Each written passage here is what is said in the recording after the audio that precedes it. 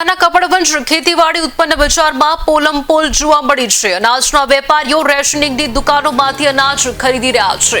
વેપારી દ્વારા લેવામાં આવે છે ગરીબોના ભાગનું અનાજ। રેશનિંગ દુકાનદારો દ્વારા વેપારીઓને સરકારી અનાજ વેચાયું છે।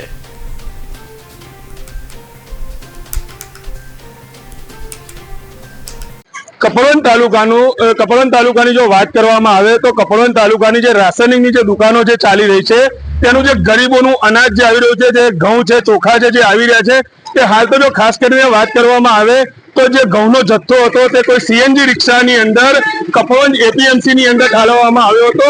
આપણે કેમેરાની અંદર લાઈવ દ્રશ્ય બતાવી દઈએ કે હાલ તો જે ઘઉંનો જે જથ્થો હતો જે વેચવામાં આવ્યો હતો તેના લાઈવ દ્રશ્ય આપ જોઈ જ રહ્યા છો કે પટેલ રાજેશકુમાર રમણલાલ ટ્રેડિંગ કંપનીની અંદર જે ઘઉંનો જે જથ્થો મસ્ત મોટો જે જથ્થો હતો, જે જથ્થો વેચાઈ ગયો હતો અને હાલ તો અહીંયા જે ચેકિંગ કરવામાં આવ્યું હતું, જે ઘઉંનો જે જથ્થો હતો તે હાલ તો બિલકુલ રાશનિંગનો જે જથ્થો દેખાઈ રહ્યો હતો, જે ગરીબોના મોંનું જે છીનવાઈ રહ્યું છે અને જે સસ્તા અનાજની દુકાનો વાળા જે બારોબાર જે અનાજના જથ્થા જે સગે વગે કરી રહ્યા છે।